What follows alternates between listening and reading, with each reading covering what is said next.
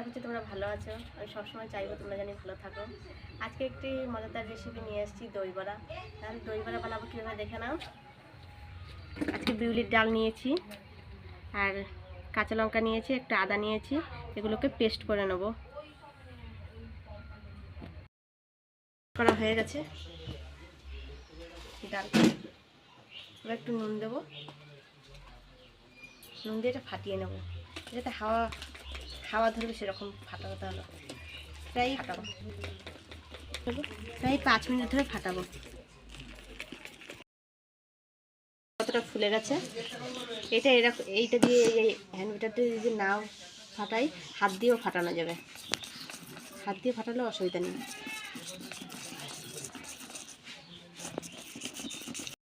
দিয়েছি, তেলটা পুরোপুরি গরম করা যাবে না, মানে ফুল মানে ধোয়া উঠবে সেরকম গরম করা যাবে না।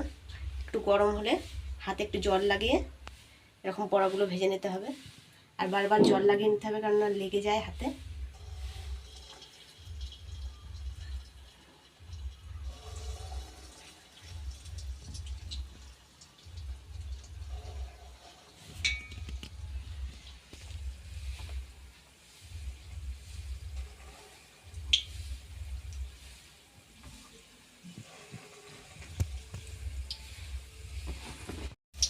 এই বড়াগুলো কতটা ফুলে গেছে।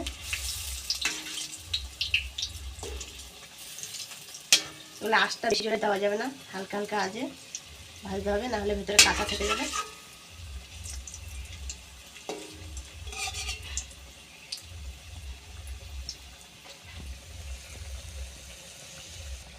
বড়াগুলো ভাজা হয়ে গেছে, তুলে নেবো এবার।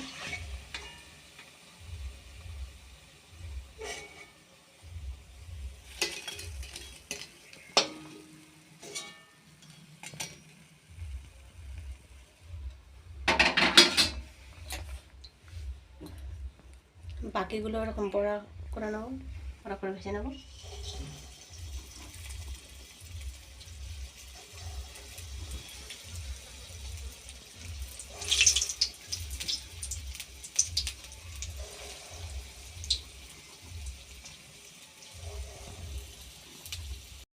ভেঙে দেখাই যে ভেতরে কত সুন্দর হয়েছে ভাজাটা। এরকম একদম নরম, কতটা সফট হয়েছে ভেতরে। হয়ে গেছে। এখন একটা গরম জল নেব একটা বাটিতে, আঙ্গুল চুবানো যায় সেরকম, একদম হালকা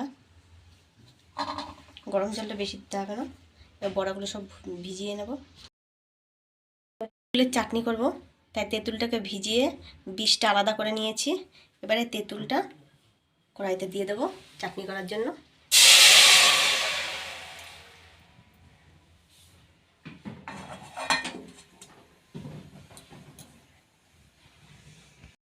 তেঁতুলটার ভিতরে এখন নুন দেবো, একটু চিনি দেবো, 2 চামচ 3 চামচ চিনি দেবো, আর জিরে আর লঙ্কা ভেজে গুঁড়ো করে নিয়েছি, সেগুলোটা একটু দেবো।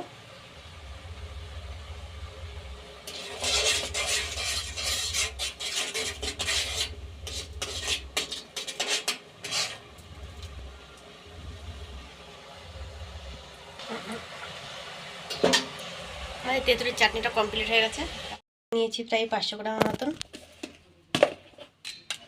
500 গ্রাম মতন দই নিয়েছি। এবার একটু চিনি মিশিয়ে নেব।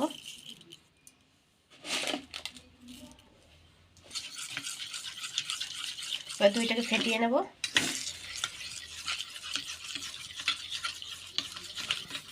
মিনিটের মতন ভিজিয়ে নিয়েছি, এবার জল চিপে নেব।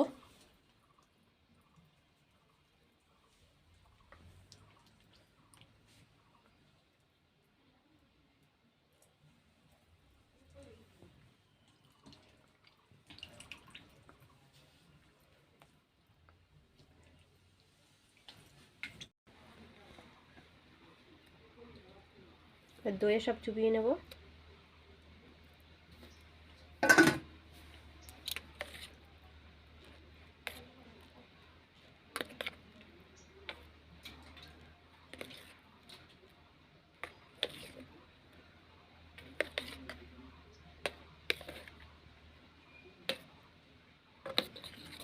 এবার সার্ভ করে দেখাবো।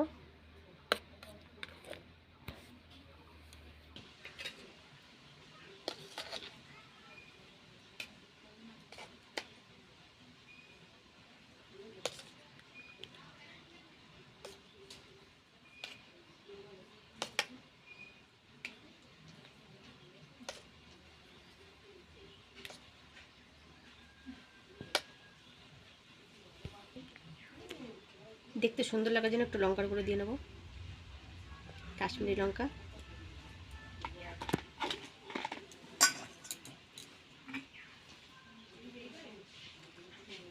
এবার জিরে আর লঙ্কা গুঁড়োটা দিয়ে নিচ্ছি।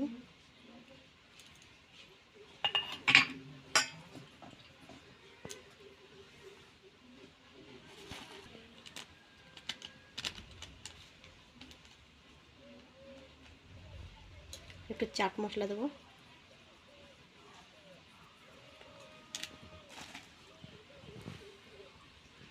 এবার মিষ্টি চাটনি দেবো।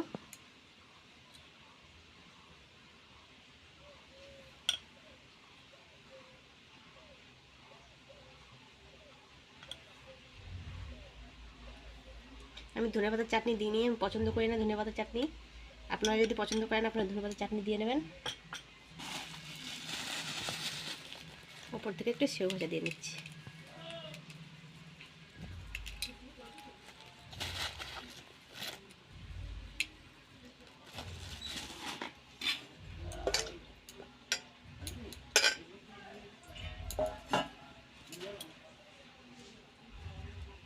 দেখতে ভালো লাগার জন্য একটু করে ধনেপাতা দিয়ে নিচ্ছি।